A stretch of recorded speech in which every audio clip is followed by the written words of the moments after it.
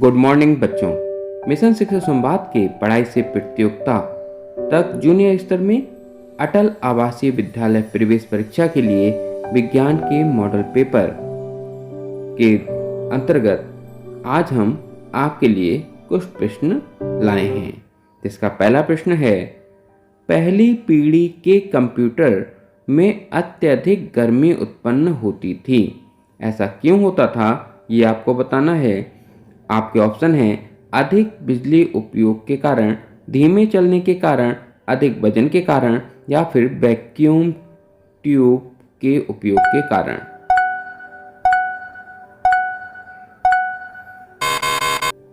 तो बच्चों इसका सही आंसर है वैक्यूम ट्यूब के उपयोग के कारण पहली पीढ़ी के जो कंप्यूटर होते थे उसमें बहुत ज़्यादा गर्मी उत्पन्न होती थी। अगला प्रश्न है हमारा, फ्यूज तार को चीनी मिट्टी के बने एक विशेष खोल में लगाते हैं, इस खोल को क्या कहते हैं? उस खोल को क्या कहते हैं जिसमें फ्यूज तार लगाया जाता है? ऑप्शन है प्लग, पत्थर, फ्यूज कैरियर या फिर प्रतिरोध। तो बच्चों इसका सही आंसर है फ्यूज कैरियर, चीनी मिट्टी का बना हुआ होता है ये। और अगला प्रश्न है आपका, जीवों में होने वाला कृत्रिम परिवर्तन कहलाता है। ऑप्शन है जैव विकास, उत्परिवर्तन, विकास या फिर आनुवांशिकता।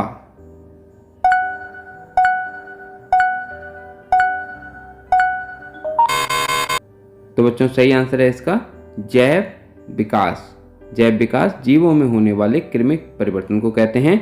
अगला प्रश्न है आपका, पक्षियों की हड्डियां होती हैं, पक्षियों की हड्डियां कैसी होती हैं? खोखली, वायु से भरी, उपयुक्त ए और बी दोनों या फिर उपयुक्त में से कोई भी नहीं। पक्षियों की हड्डियां कैसी होती हैं ये आपको बतानी है। खोखली, वायु से भरी, उपयुक्त दोनों या उपयुक्त में से कोई नहीं।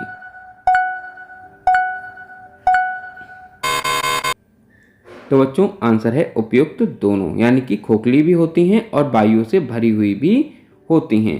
अगला प्रश्न है आपका, ऐसे सुचालक द्रव जो विद्युत धारा प्रवाहित करने पर विच्छेद हो जाते हैं उन्हें क्या कहते हैं? सुचालक द्रव जो विद्युत धारा प्रवाहित होने पर विच्छेदित हो जाते हैं।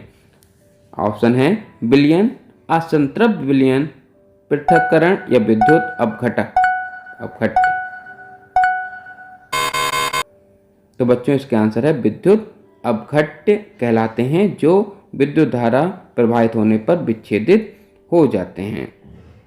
अगला प्रश्न है आपका, एक चालक में 10 कूलाम विद्युत आवेश 2 सेकंड तक प्रवाहित होता है, चालक में प्रवाहित धारा का मान क्या होगा? हमें धारा निकालनी है। विद्युत आवेश 10 कूलाम दे रखा है और समय दे रखा है 2 सेकंड का। तो ऑप्शन है आपके 20 एम्पियर, 10 एम्पियर, 5 एम्पियर या फिर कोई धारा प्रवाहित नहीं होगी।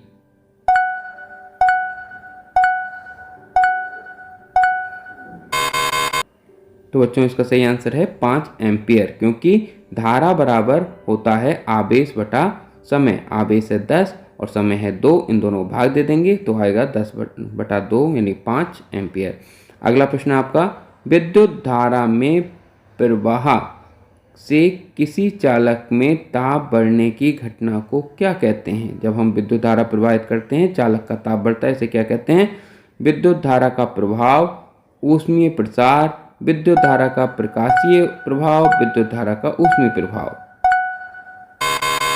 तो बच्चों डी आंसर सही है, विद्युत धारा का ऊष्मीय प्रभाव, जिसके कारण चालक में ताप बढ़ जाता है। विद्युत धारा के ऊष्मीय प्रभाव का उदाहरण पूछ रहे हैं 8वें प्रश्न में आपसे कि विद्युत धारा के ऊष्मीय प्रभाव का कोई सा उदाहरण बताएं। ऑप्शन है आपके फ्रिज, बल्ब, ट्यूबलाइट या फिर रूम हीटर।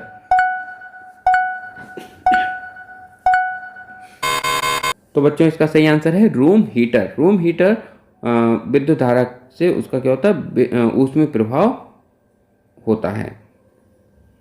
उत्पत्ति के समान परंतु कार्य में भिन्न अंगों को क्या कहते हैं? जो उत्पत्ति में समान हों लेकिन कार्य भिन्न भिन्न हो उसे कहते हैं समान अंग, समवृत्त अंग, समजात अंग या फिर समवृत्ति अंग।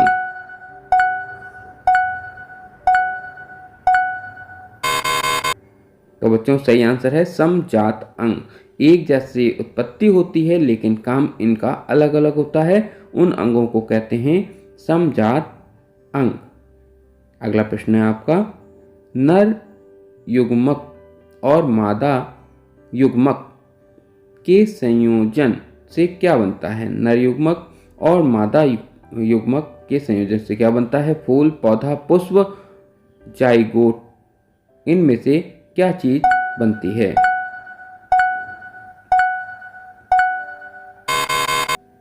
बच्चों सही आंसर है इसका जाइगोट। जाइगोट नर युग्मक और मादा युग्मक के संयोजन से बनता है। अगला प्रश्न है आपका, समजात अंग का उदाहरण। समजात अंग का उदाहरण आपसे पूछ रहे हैं। ऑप्शन है आपके, मेढक के आगे के पैर, पक्षी और चमगादड़ के पंख, मनुष्य के हाथ या फिर उपरोक्त सभी। इनमें से कौन सी समजात अंग के उदाहरण हैं?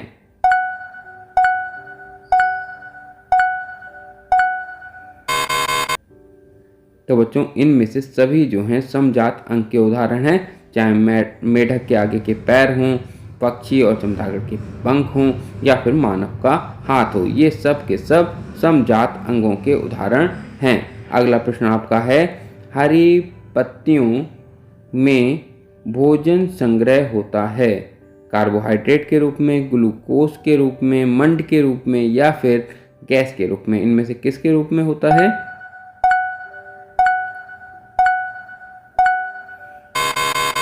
तो बच्चों इसका सही आंसर है मंड के रूप में। हरी सब्जियों में जो भोजन संग्रह होता है वह मंड के रूप में होता है। अगला प्रश्न है आपका, कौन सा जीव स्पर्शक के द्वारा भोजन ग्रहण करता है? स्पर्शक के द्वारा भोजन ग्रहण करने वाला जीव अमीबा, पैरामीशियम, युगलीना या फिर हाइड्रा।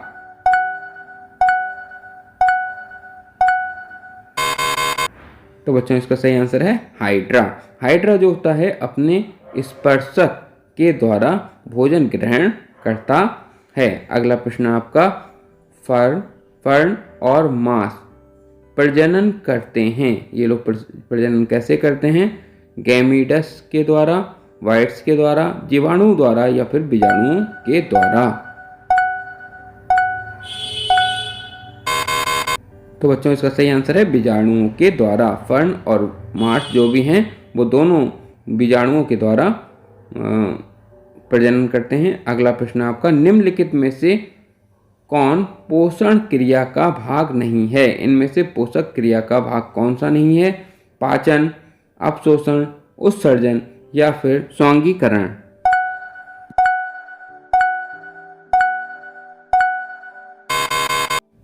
तो बच्चों इसका सही आंसर है उत्सर्जन। उत्सर्जन पोषक क्रिया का भाग नहीं है। पाचन, अपशोषण और स्वांगीकरण ये तीनों जो हैं वो पाचन क्रिया का भाग है, उत्सर्जन नहीं है। अगला प्रश्न है, केचुआ प्राणी है। केचुआ कैसा प्राणी है? ऑप्शन है एक लिंगी, द्विलिंगी, उभयलिंगी या फिर उपयुक्त में से कोई भी नहीं। केचुआ इनमें से कैसा प्राणी है?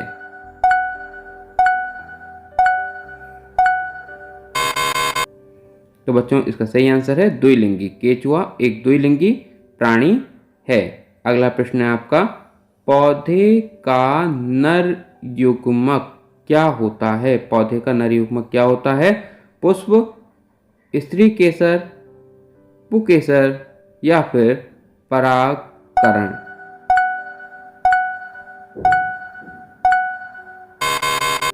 तो बच्चों इसका सही आंसर है पुकेसर। पुकेसर जो होता है वो पौधे का नर युग्मक होता है।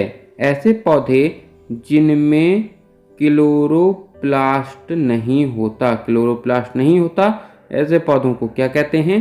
फफूंदी, अमरबेल, फफूंदी अमरबेल दोनों या फिर उपयुक्त में से कोई भी नहीं। ऐसे पौधे जिनमें क्लोरोप्लास्ट नहीं होता है। तो बच्चों फफूंदी और अमरबेल दोनों ऐसे पौधे हैं जिनमें क्लोरोप्लास्ट नहीं होता है। अगला प्रश्न है आपका, ऐसे जीव जिनमें पंख और पाद दोनों होते हैं, जिनके पंख भी हों और पाद भी हों यानी कि पैर भी हों, पंख और पैर दोनों हों, ऐसे कौन से हैं? पंछी, कीट, कीट और पक्षी दोनों, या फिर उपयुक्त में से कोई भी नहीं। पक्षी, कीट, कीट और पक्षी दोनों, या उपयुक्त में से कोई नहीं।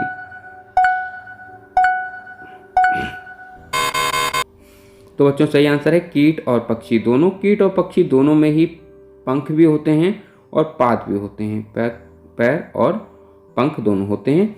आगे अगला क्वेश्चन है, बीजाणुओं द्वारा अंकुरित होने वाला पौधा कौन सा है? बीजाणुओं द्वारा करेला, मटर, मटर और करेला दोनों, या उपयुक्त में से कोई भी नहीं। ऐसा कौन सा पौधा है इनमें जो बीजाणुओं द्वारा उत्पन्न होता हो?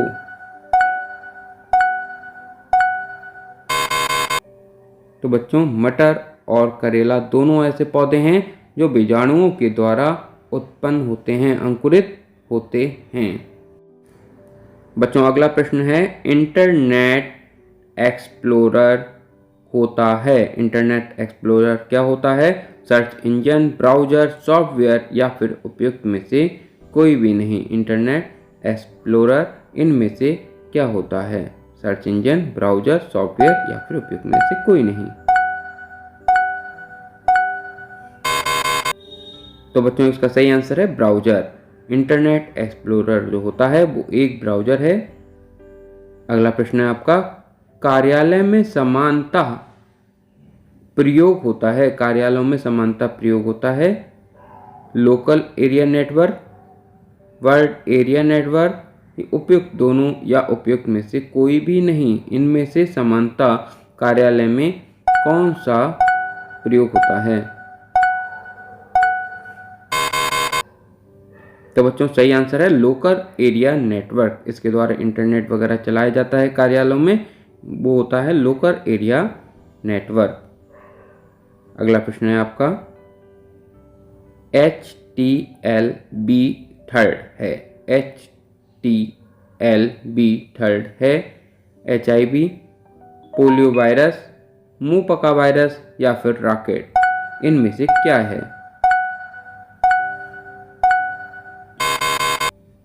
तो बच्चों सही आंसर है HIV। ये एक HIV का रूप है। HTLV3 HIV का एक रूप है। अगला प्रश्न है आपका, लाल रक्त कणिका का निर्माण होता है। इनका निर्माण कहाँ होता है ये पूछा जा रहा है आपसे। हृदय में, यकृत में, हड्डी में, या फिर उपयुक्त में से कहीं भी नहीं। लाल रक्त कणिकाओं का निर्माण।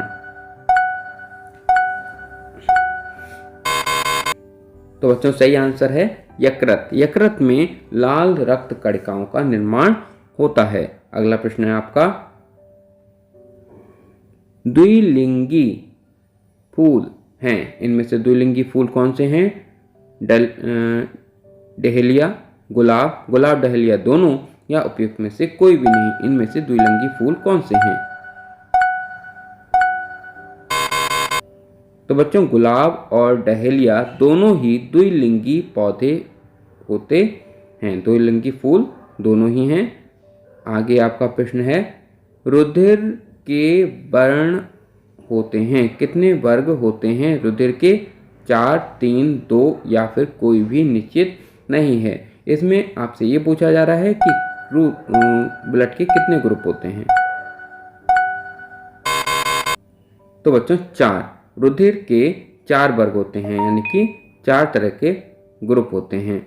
अगला प्रश्न आपका, बाह्य निषेचन होता है। बाह्य निषेचन इनमें से किसमें होता है? मेढक, मछली, मछली व मेढक दोनों, या फिर उपयुक्त में से कोई भी नहीं। इनमें से बाह्य निषेचन किसका होता है?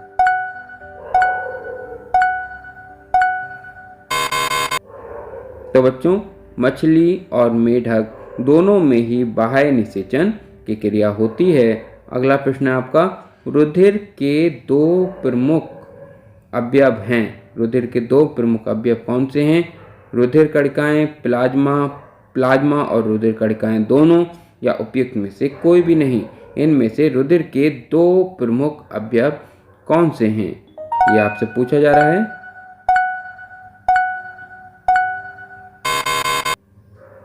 तो बच्चों, रुधिर कणिकाएं और प्लाज्मा दोनों ही रुधिर के 2 प्रमुख अवयव हैं। अगला प्रश्न है आपका, एक लिंगी फूल हैं ककड़ी पपीता दोनों या उपयुक्त में से कोई भी नहीं। इनमें से एक लिंगी फूल किसका होता है? तो बच्चों, इसका आंसर है दोनों, पपीता और ककड़ी, यानी कि दोनों में ही एक लिंगी फूल होते हैं। अगला प्रश्न है आपका, रुधिर संरक्षण का कार्य करता है। रुधिर संरक्षण का कार्य कौन करता है? सोडियम क्लोराइड, यूरिया, हीमोग्लोबिन या फिर सोडियम साइट्रेट। इनमें से रुधिर संरक्षण का कार्य कौन करता है?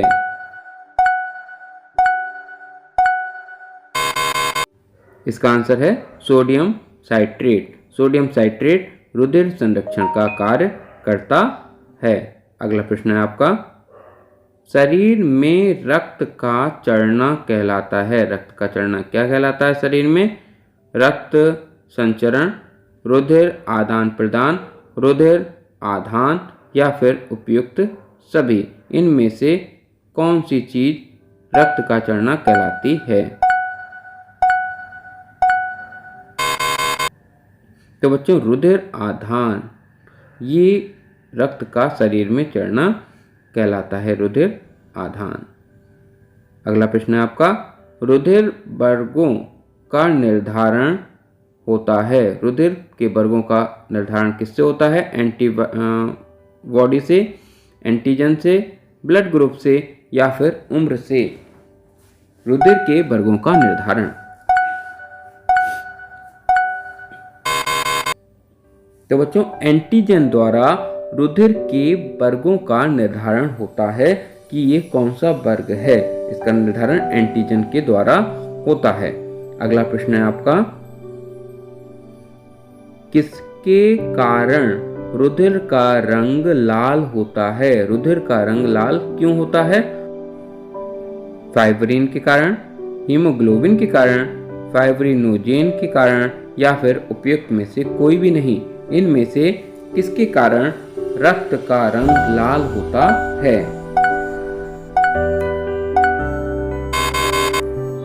तो बच्चों, हीमोग्लोबिन के कारण हमारा जो रक्त होता है वो लाल रंग का होता है।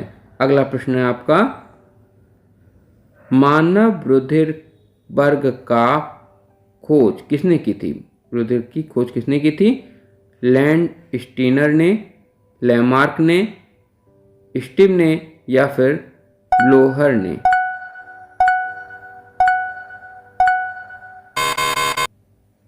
तो बच्चों, सही आंसर है इसका लैंड स्टीनर ने रुधिर वर्ग की खोज की थी। अगला प्रश्न है आपका, रुधिर का थक्का बनाने वाली रुधिर कणिकाओं का नाम क्या है? किनके कारण रुधिर का थक्का जमता है? ऑप्शन है आपके, प्लाज्मा के कारण, प्लेटलेट के कारण, लाल रक्त कणिकाओं के कारण या फिर श्वेत रक्त कणिकाओं के कारण।